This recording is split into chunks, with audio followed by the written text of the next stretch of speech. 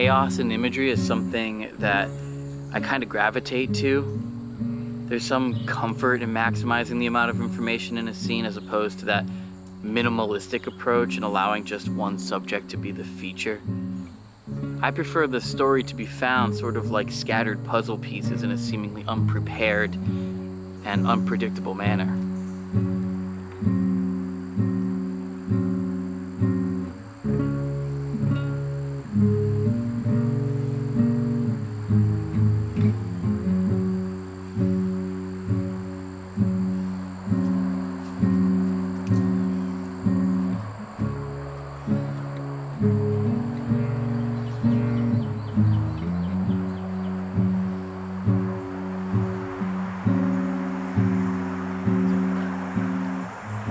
You know, one of my favorite things about photographing landscapes and nature, and when it interacts with the human element out here in these abandoned homeless camps, is trying to find a story within the images.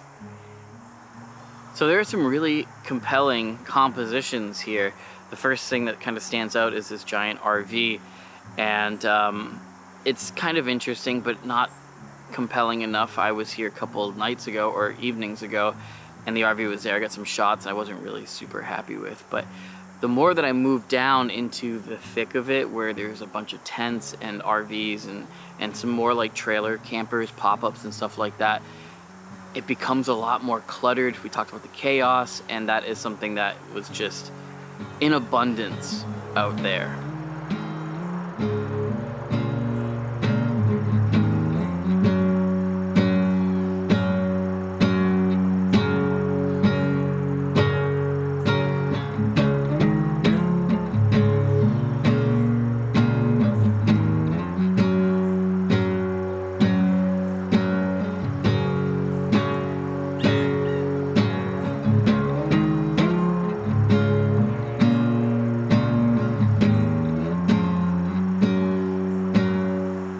Talked earlier about chaos and maximizing detail within the image, and I think there's like a huge trend in photography where people want to minimize the amount of detail in an image, very minimalistic images where it's simple geometric shapes and colors, shadows and contrast and things like that to create interesting images. But for me, I sort of gravitate away from that, at least in terms of my own photography. I like those types of images, but when it comes to creating my own images, I really like to find a lot of information, and shooting with this camera kind of helps a lot because there's a wide angle of view, and because it's a 6x9, I can crop in a decent amount without losing much detail.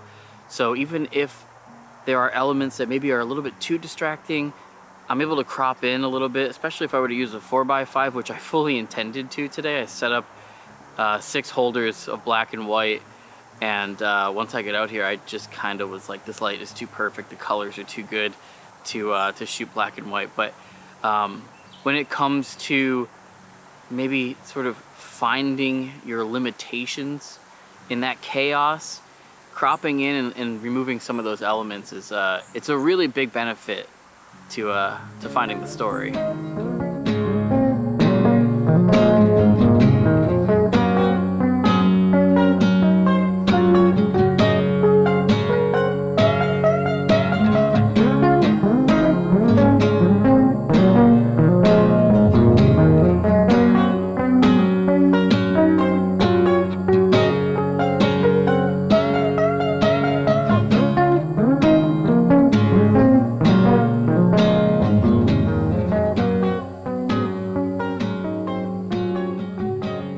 Now I found this abandoned homeless camp, God, I think it was like 3 months ago.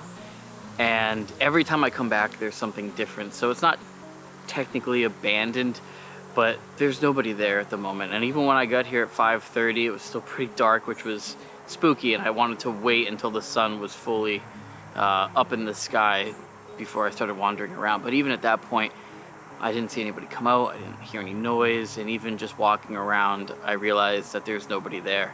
And I was kind of hoping to find some people because I wanted to get some environmental portraits, and that's something I like to do when I photograph homeless camps is try to incorporate the people, obviously. But today, no such luck. And it is a little odd. We're right next to a main highway, but we're back on these old dirt roads. These are farming roads. All the paths back here are mainly used for tractors, or at least once were tractors. So when you get into the deep parts of this wooded area, into the thick, where this is like sort of like the nicest path part, but as you go up further, there's like really no room to drive, so you have to walk most of it. But once you get back here, it's strange to see tents, it's strange to see RVs, it's strange to see trailers and signs of life. It's just kind of bizarre outside of coyotes and foxes and bears and deer. I've seen a lot of those today. But outside of that, it's just a little bit strange and it's a little unnerving. And I know a lot of people will probably look at that and go like, why would you be nervous or a little bit spooked out when you go photograph this kind of stuff? And it's just because there is an unpredictable nature to capturing images like this. You can't factor in the environment, you can't really factor in what you might encounter. So it is a little bit eerie, it's a little bit spooky, it's a little bit dangerous, but there's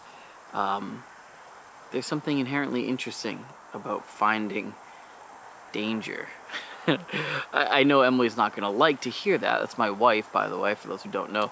But like, dangerous photos kind of make for interesting photos. And I don't know if I would classify these as dangerous, but they're certainly interesting. I think my videos from here on out are going to be mostly sort of like journal entries and video essays. Obviously the taking inspiration stuff I want to continue to do. And I have a lot of books that I want to talk about. But I really like being able to get out and photograph and being able to shoot video while I'm photographing things. It's a great way for me to just sort of understand my process and see how it evolves and changes over time. And that's something that I really like. And I'm kind of gravitating away from like the norm, you know, the hot button issues about photography, whether, you know, film versus digital or how to get the best street images. Like everybody makes those types of videos and they're oversaturated in the market. So like I'm just trying to continue to do what I like to do, which is make sort of journal entry videos. And I hope you guys stick around for them. I know they're probably not going to be super popular in the algorithm, but that's okay with me. And as long as you guys are watching, who cares, right? That's my final thought for the day. Or for the morning, rather, because it's still morning. I'm gonna get out of here, go home, develop this stuff, see what I get. I'll see you guys. Bye.